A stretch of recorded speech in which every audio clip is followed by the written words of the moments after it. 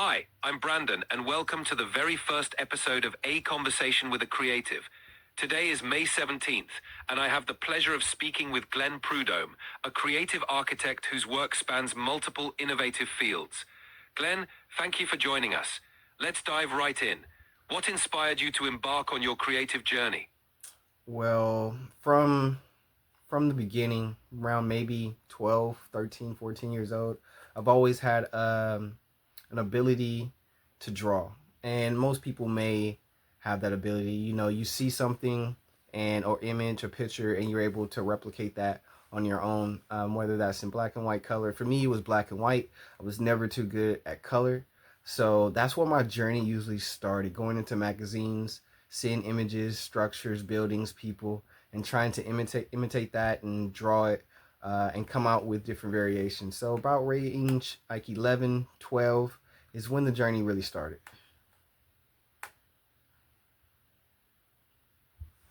That's a fantastic origin story. It's amazing how those early experiences with drawing and replicating what you saw sparked your creative path.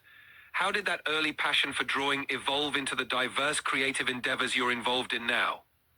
Oh, that's a good question. Well, I can say from the beginning, the artist creative process within me was just being nurtured. Like I said, the beginning artworks that I did was simply replicas of whatever I saw. It wasn't until years later where I was actually able to develop my creative process and draw things that wasn't naturally seen out in the world.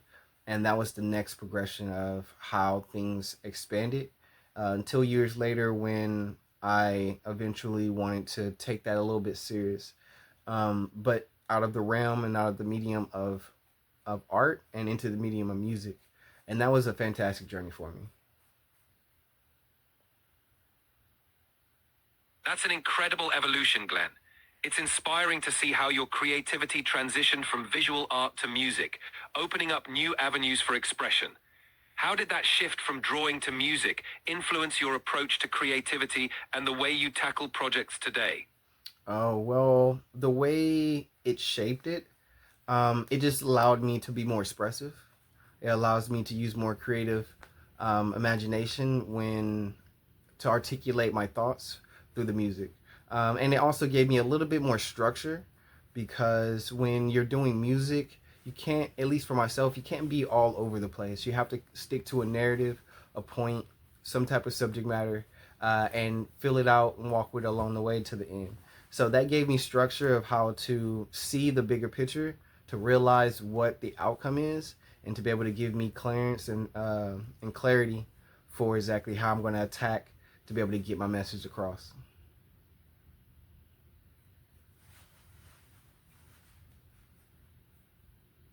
That's a powerful insight. The blend of creative freedom and structured storytelling you found in music clearly enriches your approach. It's fascinating how those disciplines inform each other. How do you see this combination of creativity and structure playing a role in your current projects, like Most Wanted or OK Me Up? Well, that structure in the beginning gave me the ability to think grand. It allowed me to think the endpoint of whatever idea or creative project that I wanted to be on. It helped me work backwards in a way, helped me see the endpoint and understanding what it would take to get there, and then seeing what I can do day to day and actions and achievements that I can do day to day to actually achieve that goal. That's a fantastic approach.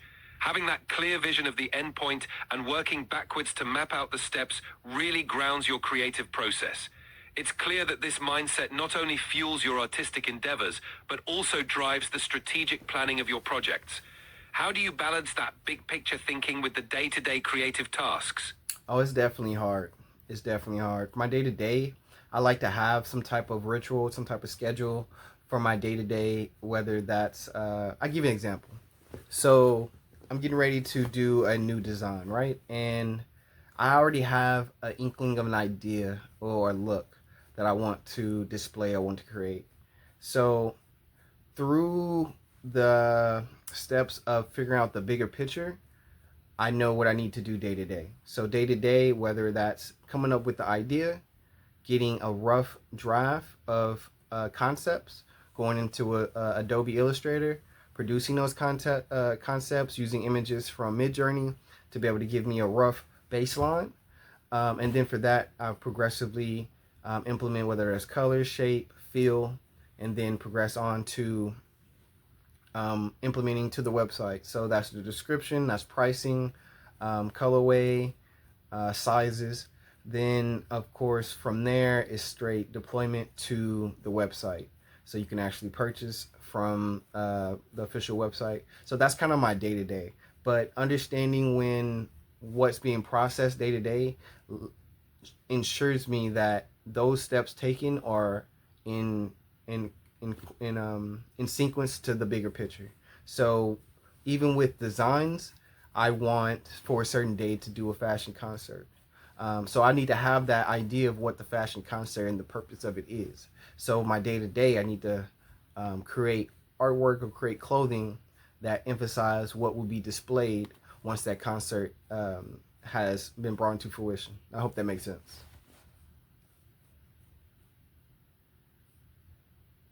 It makes perfect sense. Your structured approach ensures that every daily task contributes to the grand vision, whether it's a fashion concert or a new platform launch. That alignment between the big picture and the day-to-day steps is what drives consistent progress. It's impressive how you weave creativity and structure into a cohesive process. What's been the most rewarding part of seeing these projects come to life? The most rewarding part, I would say, is the day to day, being able to share, to be able to express what I'm constantly doing, the love and passion behind it, the why I'm doing it. That what drives it. Just to get people expression, people reviews, people thoughts about the idea and the reasoning. That intake, that reviews daily, drives me because it helps build the information that I don't know into putting it into what I have, so that the consumer, the viewer, will be able to get what they've been asking for. So that day to day interactions with people about what I'm building and that information goes a long way.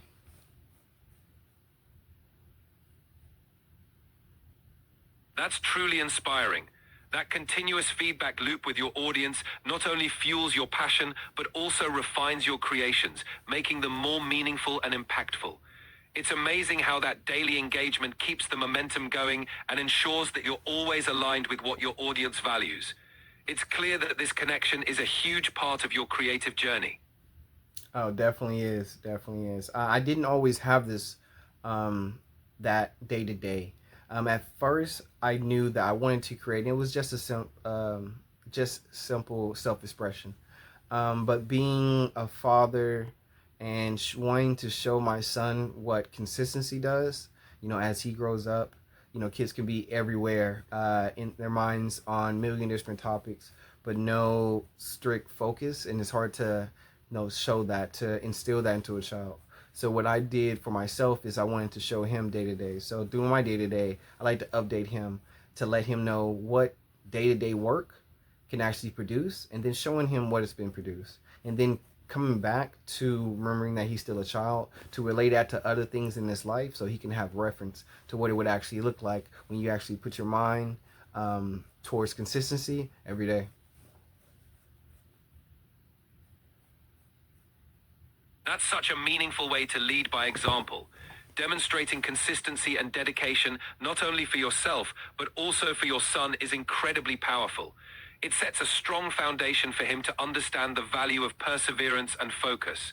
It's clear that your creative journey is not just about personal expression, but also about inspiring and teaching those around you. I definitely agree. Just like inspiring others, as I like to say with my quote, don't be safe. Don't live. Don't try to do the comfortable route. Take the stress. Take the all the obstacles that may come, and take it head on to be able to say that you accomplished that you persevered, and that you was able to go the extra mile even when things weren't in your way. And I want to be able to teach that to my son and to others who want to get into their creative fields, wherever field that may be. That consistency over time beats almost anything. There's a quote that says, "Hard work beats talent when talent ceases to work." But talent But hard work without consistency doesn't beat talent or anything that's been consistent to learn. So I try to use that little nugget as reasoning to why I keep going, because consistency, you just get better. You hone on in your craft, you get sharper. So consistency is what I want to inspire for others to show, and using my own personal life as an index to show what consistency actually can bring.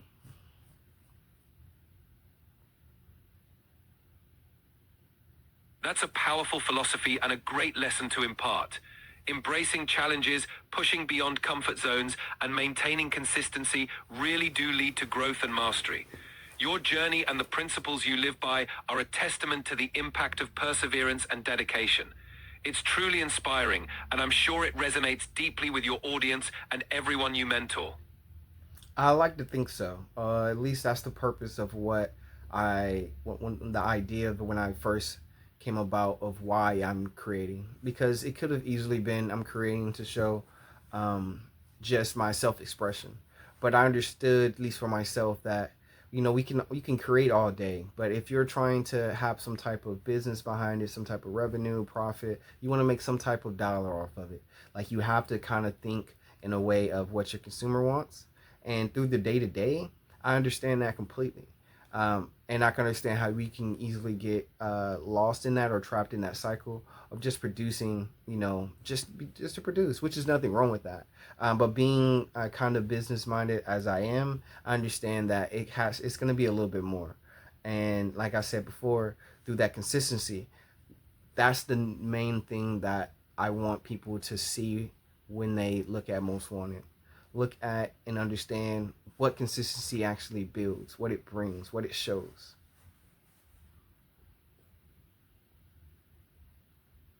Your perspective beautifully bridges creativity and business acumen. By focusing on consistency and understanding what your audience values, you're building something sustainable and impactful. It's not just about the art or the product, it's about the message and the legacy of what you're creating. And that commitment to consistency really sets a powerful example for everyone following your journey. Oh, thank you, thank you, thank you. That's the biggest thing. Like I said, my quote is: "Don't be safe, be most wanted. Stay dangerous. Stay on the edge. Stay above the competition. Make yourself the competition. Make other people." And mine is, it's always a competition, but I'm never want to say necessarily that it is a competition. But don't be safe. Assume there is competition. Be the best version of yourself, and the best version that, and anybody looks at you, they know that, like, you're the top tier. You're the person that they need to go after. You're the blueprint, the prototype that they need to implement or to achieve to be able to get their success. And necessarily, you may not need that, but I want to show that without that, I'm going to use that to achieve my greatness. That's a powerful mantra, Glenn. Embracing that mindset of pushing boundaries, staying on the edge, and striving to be the best version of yourself truly sets you apart. It's that drive to be the benchmark, to set the standard, that not only fuels your own success, but also inspires others to elevate themselves. It's clear that this philosophy is at the heart of everything you do. Oh yes. Like I say, otherwise it would just be a strictly hobby. It would be something for me to show my friends, to be like, "Hey, I'm doing this, support or support not." But it would be something that I just did for fun. And in this world, I understand that there's nothing wrong with that. Uh, but I don't want to be producing without some type of uh, get in the end. Whether that's just me being able to say I made 10,000 designs and having that for myself legacy, that I'm completely fine with that. But I understand that, like, some things are not sustainable. So I wouldn't necessarily want to just give for free, but I want to show that, okay, I need to be able to eat off this because this is something I love. This is something that started with me from childhood. And I think I would personally be or do myself a disservice by not charging in a way, but because I want this to grow and for the message that is presented, and for those who resonate with the message, it's a way for them to at least be able to, show support, say they understand the message, and grow within themselves.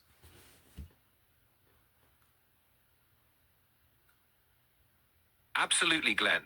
Turning your passion into something sustainable not only honors the work you put in, but also elevates the value of what you create. It's about building a legacy that resonates with others and allows you to continue doing what you love. By creating something that people find value in and are willing to support, you're ensuring that your creative journey can thrive and grow. It's a powerful way to blend personal fulfillment with a sustainable vision. Definitely. And I don't think a lot of people will actually do that. And as I say, it's perfectly okay. But for, at least for myself, that price tag kind of ensures, or I'll think, or I would like that it shows that, this isn't just blind work. Like there's a purpose to it. And to represent this, most wanted, I think that tag by itself is so powerful and so impactful that I think I would be a fool not to have some type of price on it. Minus there are times where I give things away or I do some type of discount for those who want to support that may not be able to do the full price. And that's, I have no gripes against that. But I do take this serious, and I want those who see what I'm doing to take that serious and give me at least show the type of respect that you would give to any other company that's doing this serious.